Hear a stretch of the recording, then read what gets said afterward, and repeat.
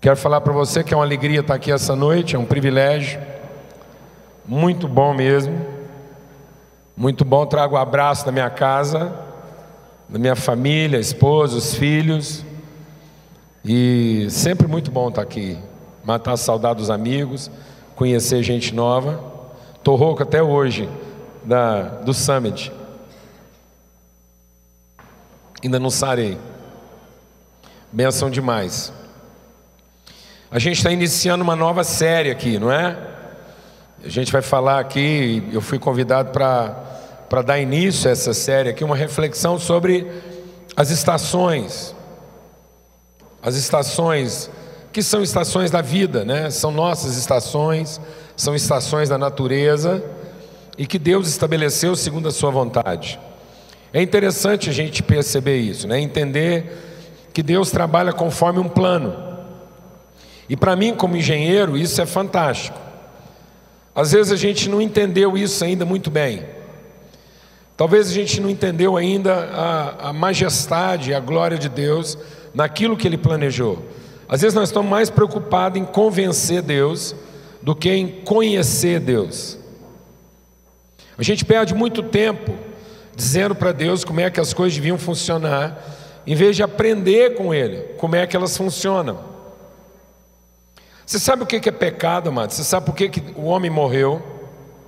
A palavra de Deus diz, Deus falou para o homem: a alma que pecar, essa morrerá. No dia que você, deixa Deus ministrar o seu coração, no dia que você quiser ter o controle sobre o bem e o mal, no dia que você quiser controlar o bem e o mal da sua própria vida, então nesse dia você vai morrer. Deus estava falando para o homem: deixa eu te ensinar. No dia que você quiser ter o controle da sua própria vida, nesse dia você morrerá. É muito importante a gente entender isso, que a liberdade da nossa vida não está na nossa independência.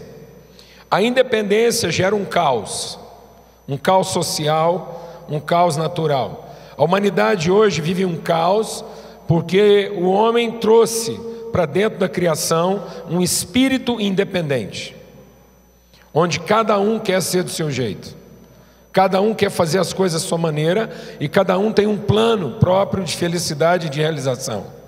Isso gera confusão. Se cada um exercer o seu próprio direito, o mundo vai caminhar para uma confusão. A paz no mundo não está em que cada um seja contemplado no seu direito. A paz em toda a criação está em que cada um renuncie o seu direito em favor da relação comum. Amém, amado? É assim que é. Porque tudo foi feito segundo o amor de Deus. O amor de Deus é que gerou todas as coisas em harmonia. Então o dia que o homem ouviu uma voz dizendo para ele: não é conforme o que Deus diz, é conforme o que você quer. E aí o homem saiu para fazer o que ele queria. Nesse dia ele morreu. Quando ele estabeleceu para ele mesmo um padrão de vida independente. Deus é absolutamente livre. Ele é o Criador de todas as coisas, Ele é antes de tudo. E o único ser do universo que podia ser independente, sem comprometer sua própria natureza, é Deus. Mas Deus abriu mão da sua independência para viver uma vida de dependência. De modo que agora Deus nunca mais pode ser Ele mesmo, sem conviver com aquilo que Ele criou. Amém, amado? Amém, amado? Deus abriu mão da sua dependência e continuou sendo livre. E Deus é absolutamente livre porque Ele organizou e planejou as coisas de modo que elas pudessem ser livres na sua interdependência. Amém? De modo que quem quer a independência está optando por se rebelar contra o plano de Deus. Não há mais Cristo sem igreja, não há mais igreja sem Cristo, não há mais Deus sem a sua família, sem os seus filhos. Não há mais uma família sem o pai dessa família que é Deus. Então Deus nos mostrou que é possível viver a liberdade na sua plenitude numa relação de interdependência. E por isso Deus estabeleceu uma condição de interdependência, um código relacional. Deus não estabeleceu uma lei de regulação. Quando Deus colocou a lei na criação, Ele não estabeleceu a lei na forma de uma regulação. Não era para regular. Não era para regular se você entra, se você sai, se você senta, se você levanta. Era muito mais do que isso. Não era para regular o tipo de roupa que você veste, nem o tipo de música que você canta, nem o tipo de comida que você come. Quando a gente está falando da lei de Deus, é muito mais do que leis de comportamento, de regulação. Não é para regular com que velocidade você dirige o seu carro. Não é nada disso. Não é para dizer para você que uma determinada música é santa e outra determinada música é pagã. Isso são regulações humanas. O que Deus colocou no mundo e na criação é algo que vai muito além disso. É um código, o código da vida. E a vida funciona de acordo com esse código. E toda vez que eu quero quebrar o código da vida, eu vou morrer. Eu estou condenando a criação à morte. Quando eu desrespeito esse código da vida, eu estou condenando a criação à morte. Existe uma lei de velocidade. Então eu vim numa estrada agora que determinados períodos, trechos dessa estrada é 110, 80, 60, 40. Se eu desrespeito as leis de velocidade e um guarda está escondido, ele pode me multar ou não. Mas eu posso fazer toda a viagem sem ser surpreendido, viajando a um excesso de velocidade. Eu posso desrespeitar o limite de velocidade e viajar em excesso de velocidade, não ser multado e não morrer por causa disso. E pode ser que eu esteja cumprindo o limite de velocidade, viajando lá num determinado trecho a 40 km por hora, e alguém que não respeita essa lei vem, tromba comigo, me mata e ele não morre. Então as leis de regulação não são determinantes na vida, mas os códigos que Deus estabeleceu para a vida, eles são determinantes. Quando esses códigos não são cumpridos, não precisa ter um guarda na estrada, não precisa ser multado, não precisa alguém estar dirigindo em alta ou baixa velocidade para que a morte aconteça. Porque a lei funciona de acordo com um plano. Amém, amado? A vida funciona de acordo com um plano, que é um código. É mais do que uma lei.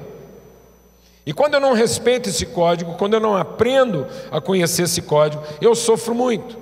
Então o homem sofre por causa do seu pecado, porque ele está inventando um estilo de vida, ele inventou para si mesmo um estilo de vida, e ele quer que Deus abençoe esse estilo de vida e transforme uma receita de morte em receita de vida. Isso não vai funcionar. Se Deus obedecer às coisas que eu estabeleci para sustentar a minha independência, e se Deus ouvir as minhas orações e fizer exatamente o que eu quero, Ele está condenando o mundo inteiro a um caos e ninguém mais vai saber como é que a vida é. Quem está entendendo o que eu estou falando aqui? Então é uma estupidez da nossa parte, é uma estupidez não conhecer e não respeitar os tempos, as estações e aquilo que Deus preparou para que a nossa vida funcione. Não é para que a nossa vida seja ruim, é para que a nossa vida funcione, para que você seja alegre, para que você seja bem-aventurado e para que você saiba o que a vida é. E a vida não está na lei que eu inventei para mim mesmo. O homem pensou que sem ouvir Deus e apenas tendo controle sobre o que é certo e o que é errado, ele iria conhecer a vida, mas na verdade ele conheceu a morte porque ele se afastou de Deus. Amém? Eu queria ler com vocês um trecho da palavra de Deus que embasa, né, a importância dessa reflexão a respeito das estações, que diz assim, Eclesiastes capítulo 3, verso 1, Eclesiastes 3, verso 1, diz assim, tudo tem o seu tempo determinado, e há tempo para todo propósito debaixo do céu. Diga comigo, tudo. Amado, tudo envolve todas as coisas, não exclui coisa alguma. Tudo tem um tempo determinado. E tudo foi estabelecido por Deus segundo um propósito. Mas quando eu tiro as coisas, Deus não fez coisa alguma para nos amaldiçoar. A palavra de Deus diz que todas as coisas criadas por Deus são boas. E se recebidas com ações de graça, vão fazer bem para a nossa vida. Amém? O mesmo álcool que você usa para fazer asepsia, para limpar um instrumento cirúrgico, para garantir a esterilização de um equipamento, para você trabalhar com segurança, é o mesmo álcool que condena uma pessoa a uma vida de desgraça. É o mesmo álcool, não é um álcool diferente. Não tem um álcool que é bom e um álcool que é ruim. O álcool do alcoólatra não é um álcool diferente do álcool que você pode pegar uma cachaça e limpar um instrumento cirúrgico com ela e vai funcionar. E se você pegar uma garrafa de álcool lá do hospital, da farmácia, e der para um bêbado tomar, ele vai ficar bêbado com ela. A substância é igual, criada pelo mesmo Deus. Amém, amados? Deus fez todas as coisas para abençoar a gente, e tudo tem um determinado propósito. O nosso grande desafio na vida é ouvir Deus para saber o propósito de cada coisa na nossa vida, cada momento, cada estação na nossa vida. E ele diz assim: há tempo de nascer, tempo de morrer, tempo de plantar, tempo de se arrancar o que plantou, tempo de matar, tempo de curar, tempo de derrubar, tempo de edificar, tempo de chorar, tempo de rir, tempo de prantear, tempo de dançar, tempo de espalhar pedras, tempo de ajuntar pedras, tempo de abraçar e tempo de se afastar de abraçar, tempo de buscar e tempo de perder, tempo de guardar e tempo de deitar fora, tempo de rasgar e tempo de coser, tempo de estar calado e tempo de falar, tempo de amar e tempo de odiar, tempo de guerra e tempo de paz. Que proveito tem o trabalhador naquilo em que trabalha? Tenho visto o trabalho que Deus deu aos filhos dos homens, para com eles os afligir. Tudo fez formoso ao seu tempo, também pôs a eternidade no coração dos homens. Contudo, não podem descobrir a obra que Deus fez desde o princípio até o fim. Sei que não há coisa melhor para eles do que se alegrarem e fazerem o bem na sua vida. Deus colocou em nós o desejo pela eternidade. Deus colocou em nós o desejo pela vida. Deus colocou em nós o desejo de viver uma vida feliz e alegre. Não há pecado algum em querer ser feliz. Não há pecado algum em querer viver uma vida de alegria e comer do trabalho e ser bem sucedido naquilo que a gente faz. Deus colocou isso na vida da gente. Mas muitas vezes aquilo que deveria ser para a nossa bênção, aquilo que deveria ser para a nossa alegria, está se tornando para nosso sofrimento, para a nossa tribulação, para a nossa agonia. Por quê? Porque a gente deixou de prestar atenção e aprender com Deus o tempo de cada coisa. Talvez não haveria melhor maneira da gente encerrar esse ano do que refletir sobre as estações da vida. Até porque durante todo esse ano a gente esteve meditando sobre um texto da Palavra de Deus que é profundamente desafiador. A Palavra de Deus para nós no Ministério Sal da Terra durante todo o ano de 2014 está lá em Hebreus no capítulo 12, que fala exatamente o quê? Deixando o embaraço, deixando o pecado, deixando tudo aquilo que se apegou na nossa vida, deixando tudo aquilo que nos embaraça, nos compromete, nos atrasa, fazendo uma limpeza na nossa vida. Nós devemos olhar firmemente para Jesus e seguir o autor e consumador da nossa fé, Jesus.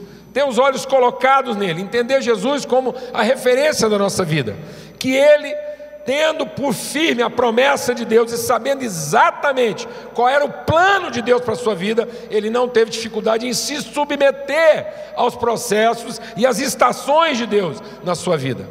Mas muitas vezes não é isso que eu quero. Sabe, amado, deixa Deus ministrar o seu coração. Às vezes a gente olha para Jesus e pensa que Jesus é o meu Salvador, porque Ele resolve meus problemas.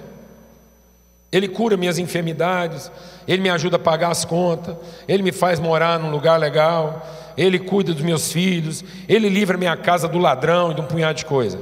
Isso não é verdade. Não é verdade. Tem muita casa de crente sendo visitada por ladrão, tem muito filho de crente morrendo jovem, tem muito cristão morrendo de doença grave, e são cristãos verdadeiros. Nem sempre Jesus vai curar nossas enfermidades. Nem sempre Ele vai resolver nossos problemas do jeito que a gente gostaria. A palavra de Deus diz que Jesus, Ele fala para a gente isso. Ele diz, olha, A noção que vocês têm de poder é de alguém capaz de resolver os problemas de vocês. Então a única forma que eu tenho de chamar a atenção de vocês é resolvendo seus problemas por um pouco. Mas depois, o que eu quero é ensinar vocês. Eu quero que vocês sejam meus discípulos, meus seguidores. Então, na verdade, mais do que resolver nosso problema, Jesus quer nos mostrar o caminho. Jesus não é o meu Salvador porque Ele resolve circunstancialmente meu problema. Jesus é o meu Salvador porque Ele é minha referência. Ele é o meu modelo. Ele é o meu destino. Ele me mostrou como é a vida de alguém que se submete totalmente ao plano de Deus. Alguém que sabe respeitar com alegria. Alguém que se entregou na mão de Deus para viver uma vida exatamente conforme Deus planejou. E ele foi bem sucedido nisso. Amém, amados? Por isso Ele é meu Salvador. Porque Ele ilumina os meus olhos. Ele inspira a minha vida. Ele me mostra por onde o caminho vai. E Ele foi aquele que veio ao mundo guiado pelo Espírito Santo para viver uma vida exatamente conforme Deus disse que teria que viver. E Ele morreu jovem, 33 anos. Aos 33 anos de idade, Jesus já tinha terminado seu serviço. Pôde voltar para casa. Glória a Deus, amados. Glória a Deus, amados. Começou o trabalho dele com 30 anos. Em 3 anos ele terminou tudo que tinha que fazer, voltou para o Pai e pronto. Glória a Deus. Já tem um punhado de gente pensando aí, bom, então eu não vou obedecer a Deus, não vou viver a vida de acordo com o plano de Deus, porque pode ser que com isso eu vou morrer cedo. Não, mas eu não sei se você vai morrer cedo ou tarde. Eu sei que você vai ser bem sucedido tanto quanto Jesus foi. Glória a Deus, amado. Aleluia. Amado, eu não quero viver muito, eu quero viver bem. Amém? Coisa desgraçada é alguém que viveu muito e mal. Não tenha como plano de vida viver muito. Tenha como plano de vida viver bem, com toda intensidade, saber o que a vida significa. Você já imaginou o tamanho da frustração de alguém que vai viver muito e no fim da sua vida vai perceber que não produziu, que não gerou, que não realizou o projeto de Deus para a vida dela? Alguém mexe essa luz aqui que está quase cegando a irmã aqui, ó, fazendo favor. Ela já não acha mais lugar, tem uma luz aqui que está batendo bem no rosto dela aqui. Não tem jeito de mexer, não? Então talvez, pronto, a salvação chegou na sua vida, irmão. Aleluia, glória a Deus. Amém, amados? Então, as estações, a palavra de Deus diz que o homem que discerne, o homem que presta atenção nas estações da sua vida, ele é bem sucedido. O homem que sabe discernir o tempo da sua vida, ele é bem sucedido, porque é um tempo determinado. Você sabe por que muita gente é infeliz hoje? Porque está em desarmonia com o tempo de Deus. Tem gente que hora está adiantado e tem hora que ele está atrasado. Uma vez eu compartilhei isso aqui na igreja. Eu sou filho de relojoeiro. Eu cresci no meio de relógio. Existe uma coisa melhor do que um relógio que funciona mal. Sabe o que é melhor do que um relógio que funciona mal? Um relógio quebrado. Um relógio quebrado marca a hora certa 2 vezes por dia. Mas um relógio que funciona mal não marca a hora certa nunca. Não é? O relógio quebrou às 10 horas, 2 vezes por dia ele vai acertar. Um relógio que adianta ou atrasa, ele não acerta nunca. Então tem gente que era melhor quebrado do que funcionando mal. Glória a Deus, amado. Aleluia. Às vezes Deus tem que quebrar a gente, causar um dano na nossa vida, porque quebrado a gente funciona bem pelo menos 2 vezes por dia. Mas funcionando mal do jeito que a gente está em constante desarmonia com o tempo de Deus. Não é verdade? Gente que está com roupa de inverno em pleno verão. Depois ele fala, não sei por que estou sentindo um calor. Parece que o mundo está pegando fogo. Não, amado, o mundo está normal, você que está mal vestido. Você que está mal equipado. Você está mal preparado para o momento da sua vida. Tem gente que não acha conforto, não acha condição de trabalho, porque tudo na vida dele está em descompasso. Gente que não tem coragem de chorar na hora que é de chorar. Sabe, amado, é muito importante saber chorar na hora de chorar. Quem não chora na hora de chorar, depois tem culpa de ficar alegre. Você já viu gente com culpa de ficar alegre? Eu conheço muita gente que tem culpa de ficar alegre. Eu vou te explicar por quê. Porque ele fica alegre na hora errada. Porque na hora que era de ficar triste, ele não ficou triste. Aí agora na hora que ele resolve ficar alegre, não tem ninguém alegre com ele, ele fica com culpa. Em nome de Jesus, há tempo para tudo. E agora você vai entender porque que eu estou vestido desse jeito. E vai entender porque que essas coisas estão aqui no palco. Isso aqui não foi a faxineira que esqueceu. Tem gente que falou assim, o negócio aqui está ficando bagunçado, esqueceram o material da limpeza aqui no palco. Não. Eu vou te explicar porque que eu vim vestido assim, porque que eu peguei minha camiseta mais velha e vim vestido assim meio para serviço. É porque nós vamos falar sobre duas estações importantes da nossa vida: o outono e o inverno. Uma vez que a gente entende a importância das estações, do tempo, e a gente sabe que Deus tem uma cronologia, Deus está cumprindo um código, e Ele não vai mudar esse código em função da nossa independência, da nossa autonomia. Se Deus atender nossa autonomia, guarda isso no coração, a criação vai virar um caos. Mas se a gente se submeter ao cronograma de Deus, as coisas vão funcionar bem. Como engenheiro eu posso te falar isso. Tem muita gente que vive mal, porque ele nunca se submeteu a um plano para fazer as coisas na vida dele. Ele tem uma expectativa, e ele acha que a expectativa dele é um plano. Você pergunta para ele assim, você tem um plano de vida? Ele fala, eu queria ser isso. Isso não é um plano de vida, isso é um ideal.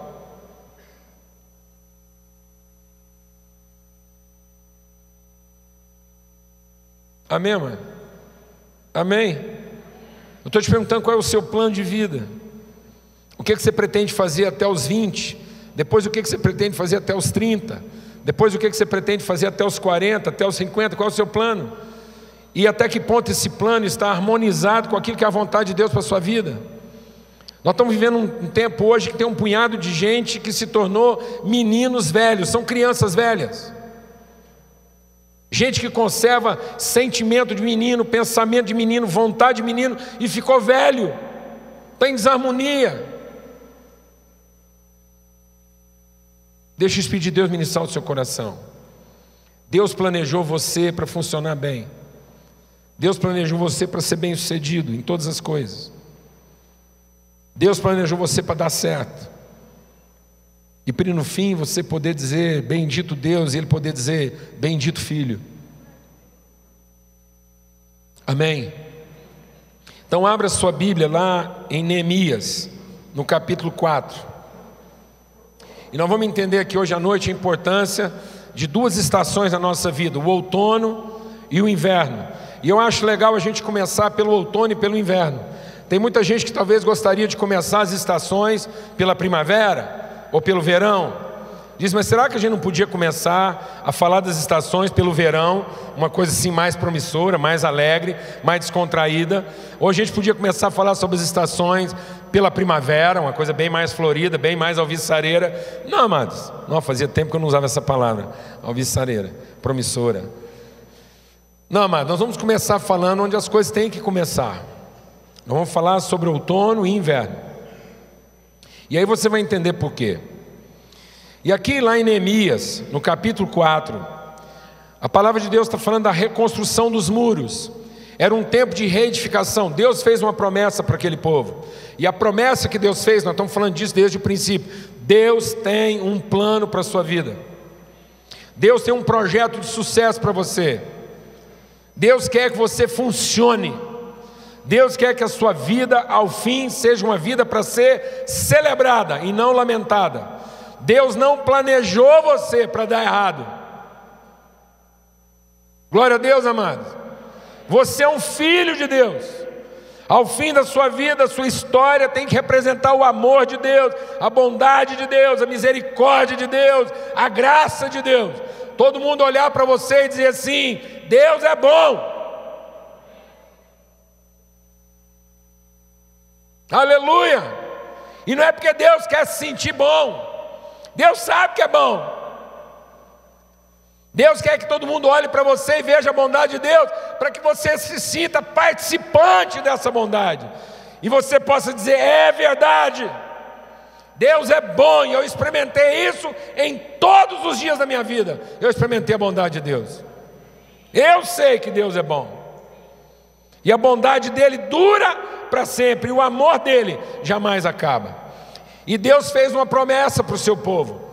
Mas esse povo desobedeceu a Deus, esse povo quis trilhar o próprio caminho, esse povo se meteu em um punhado de latada, fez um punhado de coisa errada, e eles foram punidos por isso.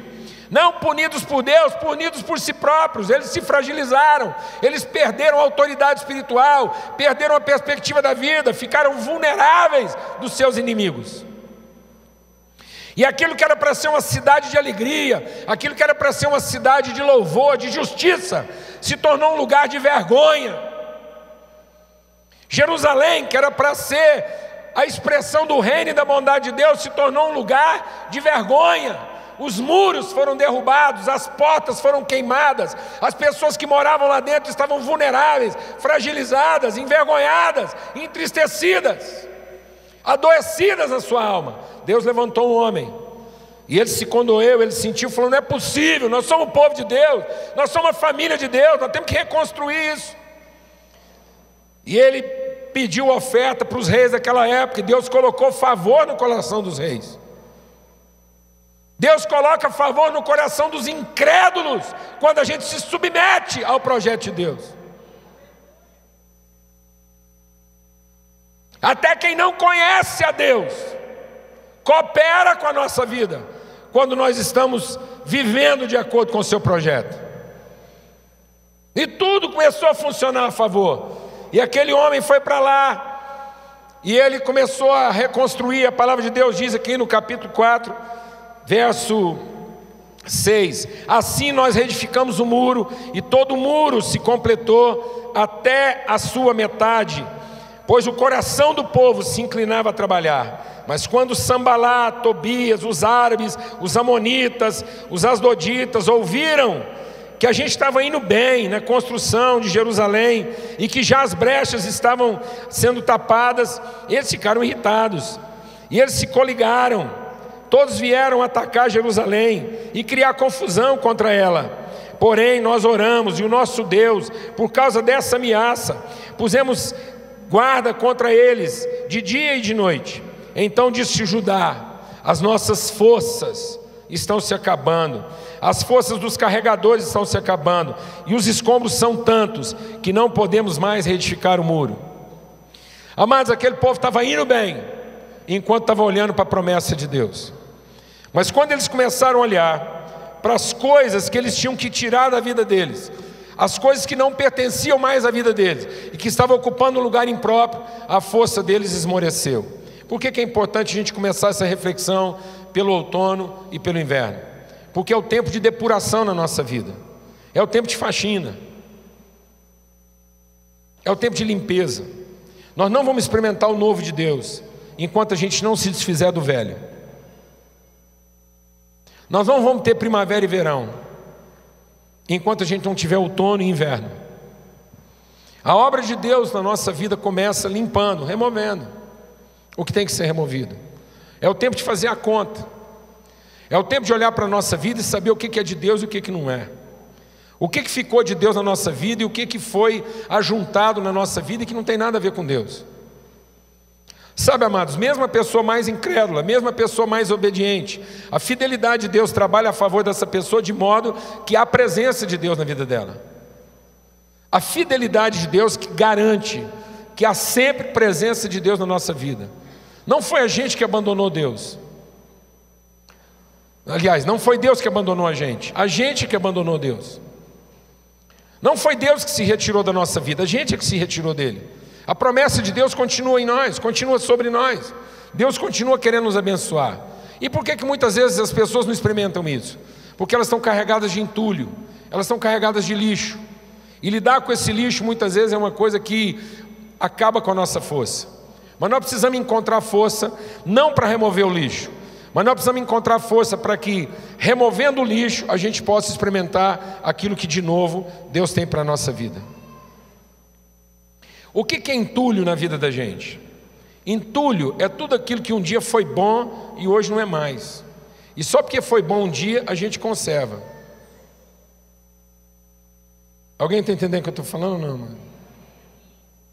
É essas coisas que a gente quer guardar, quer conservar, porque tem medo de perder. Essas coisas que... Nossa, deixa eu falar uma coisa.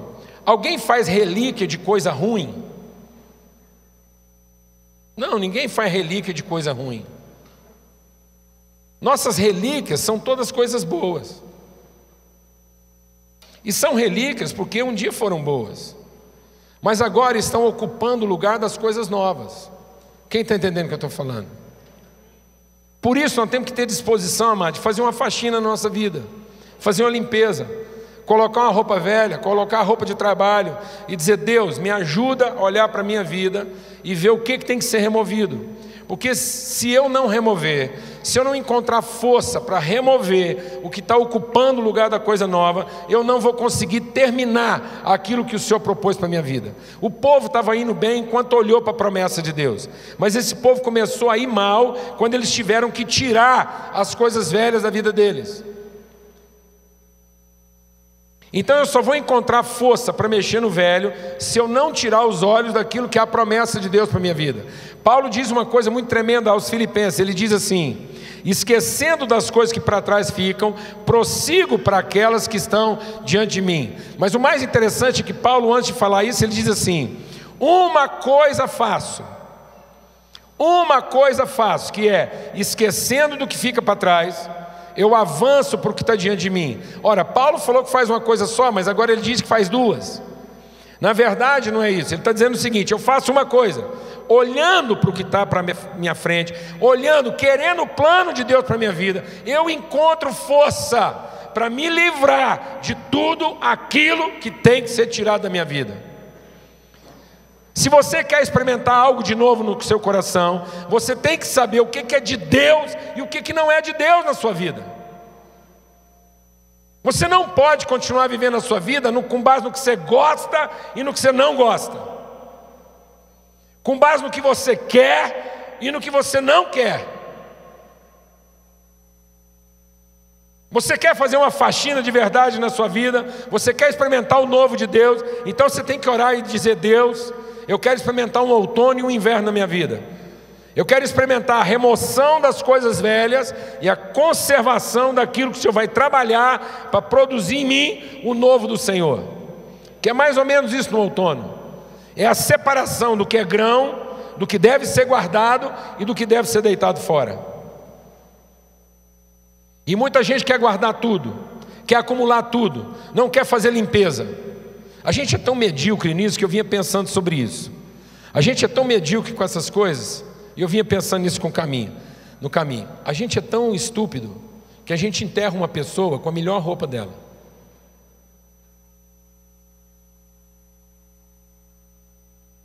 Vocês vão fazer uma promessa para mim.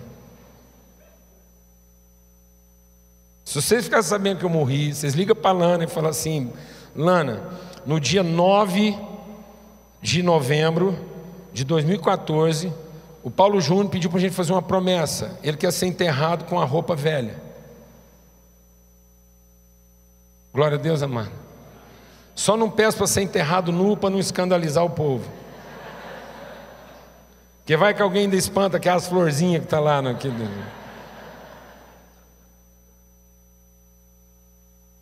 É uma estupidez ir lá e pegar o melhor terno do cara e vestir nele para enterrar. Mas é assim que a gente é. A gente contamina as coisas boas com o desejo de preservar e manter as velhas. Quem está entendendo o que eu estou falando? A gente condena o que tem propósito, o que serve à vida, com a nossa vaidade, com a nossa carência. Faz sentido um defunto bem vestido? Faz, amado? Não faz. Não faz sentido um defunto elegante. Aquilo é lixo. Aquilo está perto de ser descartado. Aquilo não vai ser aproveitado para nada. Glória a Deus, amados. Aquele cara morreu esperando uma roupa nova. Então vai dar muito trabalho desabotoar aquele paletó, colete, tirar a gravata, para pôr a roupa nova dele. É melhor já chegar quase pelado lá na presença de Deus e receber uma coisa zero. Mas como a gente não tem a perspectiva da coisa nova, como a gente não tem perspectiva do que Deus vai fazer na nossa vida, essa limpeza, esse tratamento, essa depuração, essa separação entre o que fica e o que não fica, fica parecendo para nós um período de sofrimento. Se a gente falar de outono e inverno, o que é o inverno da minha vida? Há uma tendência da gente achar que inverno é o tempo da dificuldade, da tribulação. E é mesmo. É um tempo de dificuldade, de tribulação, porque vai trabalhar os nossos afetos, as nossas afeições, nossos sentimentos. Mas se eu entender que o inverno é a véspera da primavera, então não é um tempo de sofrimento, é um tempo da gente juntar força. Eu morei numa cidade onde as estações são muito definidas. E bem em frente da minha casa tinha uma árvore muito bonita. E eu tive a sorte de chegar lá nessa cidade com essa árvore na primavera. Eu vi essa árvore florida, bela. E aí veio o verão, e ela produziu o que tinha que produzir, veio o outono, e os passarinhos comeram os frutos que tinham que comer, e levaram os frutos dela, porque os frutos amadureceram, as folhas caíram, amarelaram primeiro, depois foram caindo, chegou no inverno, aquilo ficou só um pau seco. E eu comecei a olhar para aquela árvore e falei assim, puxa, ela ficou tão feia, porque essa é a ideia que a gente tem. Parecia que aquela árvore estava sofrendo, mas não estava. Ela estava dormindo. Deus fez a separação, Deus cumpriu um período na vida dela, as coisas foram separadas, aquilo que era lixo foi jogado fora, aquilo que era fruto foi aproveitado, e agora aquela árvore estava dormindo, se preparando para começar tudo de novo.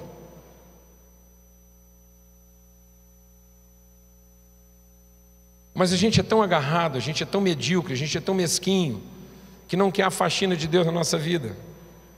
E aí a gente vai guardando nossa vida, vai indo na nossa casa, não cabe mais nada, não tem lugar para mais nada, porque ela está entulhada de coisas que falam só das nossas carências. Nossa vida fica pesada, fica difícil de cuidar. Quem está entendendo o que eu estou falando, amado? Fica trabalhosa, e é isso que estava acontecendo. O entulho faz a nossa vida ficar pesada.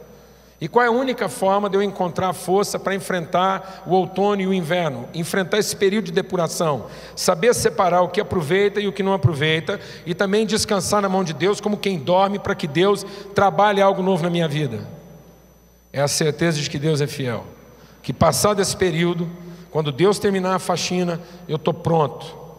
Eu estou pronto para Deus trabalhar em mim os processos que Ele tem que trabalhar. Ficou o que tinha que ficar, foi embora o que tinha que ir, eu descansei na mão de Deus, esperei na sua promessa e vamos à luta.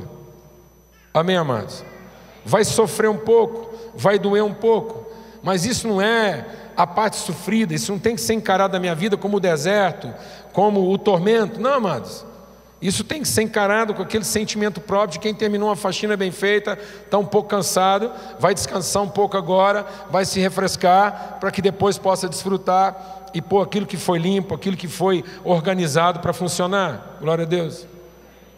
Eu não consigo trabalhar num ambiente desorganizado. Eu não consigo começar alguma coisa nova em cima do que está bagunçado.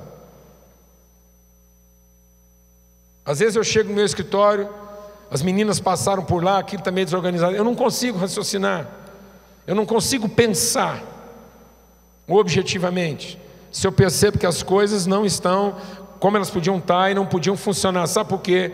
Porque se eu começar a trabalhar numa ideia nova e precisar de uma caneta, eu vou ter que parar de pensar naquela ideia legal que eu estava tendo para ficar meia hora procurando uma caneta. Então, antes de começar a coisa nova, eu vou lá e me organizo e ponho a caneta que eu vou precisar dela depois exatamente onde eu vou encontrá-la. Agora você sabe por que muitas vezes Deus quer começar algo na sua vida e as coisas não acontecem? Porque está tudo fora de lugar. Você não deixou Deus fazer a faxina. Você não quis fazer a faxina com Deus. Amém? Vamos ter uma palavra de oração agora. Vamos colocar o nosso coração na presença de Deus. Deixe que esses elementos aqui inspirem você. O que te inspira aqui essa noite? É uma boa lavada, é uma boa varrida, é um bom latão de lixo. Eu me lembro uma vez que eu mudei para uma casa muito grande, muito maior do que eu precisava. Fui morar na casa do irmão, gigante a casa dele. E nada para juntar lixo como uma casa grande. Aí quando eu tive que mudar daquela casa, eu fui olhar e tinha muita coisa velha lá, muita coisa que ia atrapalhar a nossa vida para frente. Falei, está na hora de fazer uma faxina. Está na hora de ter um outono e um inverno aqui. Está na hora de separar o que presta, o que é fruto e o que é folha. Está na hora de deixar cair e deixar o vento levar aquilo que já cumpriu o seu propósito e não cumpre mais, e conservar aquilo que Deus quer usar para frente. E está na hora de ter um coração que descansa e que espera pela próxima revelação de Deus. Sabe o que eu fiz para não ter dó? Eu contratei um disque entulho e parei na porta de casa. Para não ter dó. Eu não arrumei um latãozinho de lixo, nem saco de 20 litros. Eu arrumei um entulho, uma caçamba. Eu falei, eu quero um lixo da boca bem grande, que eu não vou ter dificuldade de enfiar lá dentro o que tem que ser deixado para trás. Eu quero que o vento do Espírito leve o que é palha e deixe o que é semente. Eu quero que Deus sopre e separe nesse outono da minha vida o que vai ficar para trás e o que vai seguir adiante. E quando Deus definir o que tem que seguir adiante, eu quero que isso se apure, eu quero que isso entre no meu coração e que isso seja guardado tão profundamente no meu coração, que eu vou viver disso as próximas estações. Essa palavra vai dormir no meu coração, ela vai ser enterrada na minha alma, ela vai criar raízes, ela vai se fortalecer na minha vida de tal maneira que quando ela brotar, ela vai brotar com toda a sua força. Quem quer isso aqui na sua vida hoje? Então aceite Deus remover o que tem que ser removido. Não fique apegado a coisas que estão atrapalhando você. Você entendeu isso ou não, amados? Você viu que o entulho pode tirar a sua força. As coisas iam bem e de repente elas começam a ir mal, porque nós não estamos aceitando a estação, o vento de Deus para varrer. Deus quer varrer. E quando Deus varrer, limpar, lavar, jogar água, separar, deixa Deus ministrar o seu coração. Ele vai levar a sua folha. Deus nunca vai levar a virtude embora da sua vida. Deus só vai levar da sua vida o que for folha. Deus só vai levar lixo da sua vida. Deus nunca vai tirar a virtude de você. E se você olhar para a sua vida e achar que ficou muito pouco, não ficou pouco, ficou o suficiente. O que ficou tem poder agora para se reproduzir e fazer na sua vida tudo o que Deus quer fazer. Mas você tem que deixar isso dormir no seu coração. Você tem que deixar isso hibernar no seu coração. Você tem que deixar isso desaparecer dentro de você, até fazer parte de você. Glória a Deus, amado. É a sua vida. Você repousou naquilo. Aquilo agora faz parte de você. Você descansou sobre essa promessa. E a promessa de Deus criou raízes em você. E quando ela aflorar, ela vai aflorar com toda a sua força. Amém? Vamos ter uma palavra de oração. Fala com Deus aí agora. Às vezes é de rodo que você está precisando. É de muita água, é de vassoura, é de pá, é de lixo. Às vezes é de um incinerador bem grande para meter fogo no que tem que ser queimado. Mas quando Deus fizer isso, você vai descansar. Você vai repousar na mão de Deus e dizer: Deus, ficou o que tinha que ficar, permaneceu o que tinha que permanecer. Isso é promessa de Deus. Deus diz: eu vou chacoalhar você, para que tudo que é de cair, caia, e só permaneça o que é de permanecer. Amém, amados? O inverno é para que as coisas que permaneceram criem raízes, se consolidem, sejam incorporadas na nossa vida. Amém? E aí elas possam brotar de nós com toda a sua força. Eu vim com roupa de faxina. Eu quero faxina na minha vida hoje. Peguei uma camisa velha, uma calça velha, falei: Deus, eu quero faxina. Se no final da faxina eu tiver que jogar a camisa junto, ela vai embora. Não quero ser enterrado com roupa de gala. Glória a Deus, amado. Aleluia. Em nome de Jesus.